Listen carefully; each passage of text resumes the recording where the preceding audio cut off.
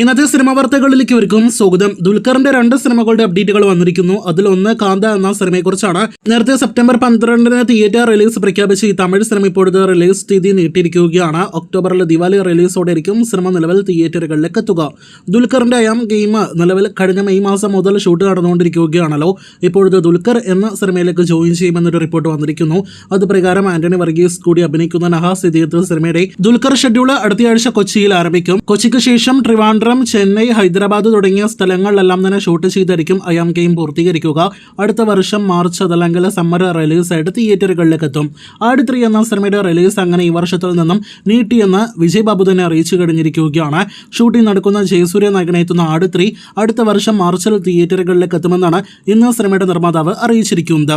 ഈ വർഷം ഡിസംബറിൽ തിയേറ്ററുകളിലേക്ക് എത്തുമെന്ന് ഒഫീഷ്യൽ പ്രഖ്യാപനം വന്ന സിനിമയാണല്ലോ ആസിഫ് അലി നായകനെത്തുന്ന ടിക്കി ടാക്ക. സിനിമയുടെ പാലക്കാട് ഷെഡ്യൂളാണ് ഇപ്പോൾ നടന്നുകൊണ്ടിരിക്കുന്നത്. ഈ മാസം അവസാനത്തോടെ ആ ഷെഡ്യൂൾ പൂർത്തീകരിക്കും. ശേഷം കോയമ്പത്തൂരിലായിരിക്കും സിനിമയുടെ ഷൂട്ട് നടക്കുക. ഈ വർഷം തന്നെ സിനിമ തിയേറ്ററുകളിലേക്ക് എത്തുമെന്ന് ഇനിയും ഉറപ്പിക്കാനായിട്ടില്ല എന്ന് പ്രത്യേകം അറിയിച്ചുകൊള്ളട്ടെ. 2 ജാൻവി കപൂർ സിനിമകളുടെ അപ്ഡേറ്റുകൾ വന്നിരിക്കുന്നു. അതിലൊന്ന് സണ്ണി സംസ്കാരിക്ക് തുളസി കുമാരി എന്ന സിനിമയുടെ അപ്ഡേറ്റ് ആണ്. സിനിമയുടെ ഫസ്റ്റ് ലുക്ക് പോസ്റ്റർ ഇന്ന് വന്നിരിക്കുന്നു. ഈ ഹിന്ദി സിനിമയിൽ ജാൻവി കപൂറിനോടൊപ്പം തന്നെ വരുൺ ധവാൻ കൂടി അഭിനയിക്കുന്നു. ഒക്ടോബർ 2 തീയതി സിനിമ തിയേറ്ററുകളിലേക്ക് എത്തുന്നതാണ്. ഈ ആഴ്ച നമ്മുടെ മലയാളത്തിലെ ഓണം റിലീസായിട്ട് കേരള പശ്ചാത്തലമാക്കിയുള്ള ഒരു ജാൻവി കപൂർ സിനിമ എത്തുന്നു. അത് പരം സുന്ദരി എന്ന സിനിമയാണ്.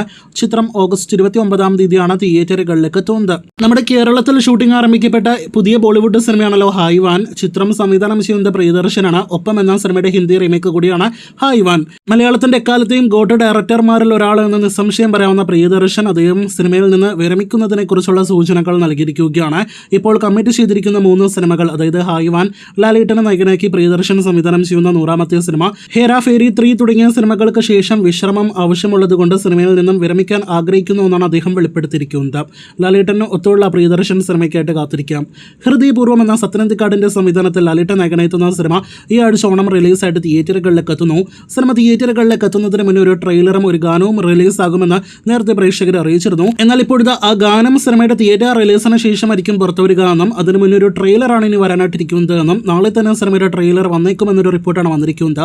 നാളെ രാവിലെ ട്രെയിലറിന്റെ ഒഫീഷ്യൽ പ്രഖ്യാപനവും വൈകിട്ട് ട്രെയിലർ റിലീസും പ്രതീക്ഷിക്കുന്നു. അപ്പോൾ കാത്തിരിക്കാം ലാലേട്ടൻ സിനിമയുടെ കൂടുതൽ വാർത്തകൾക്ക്.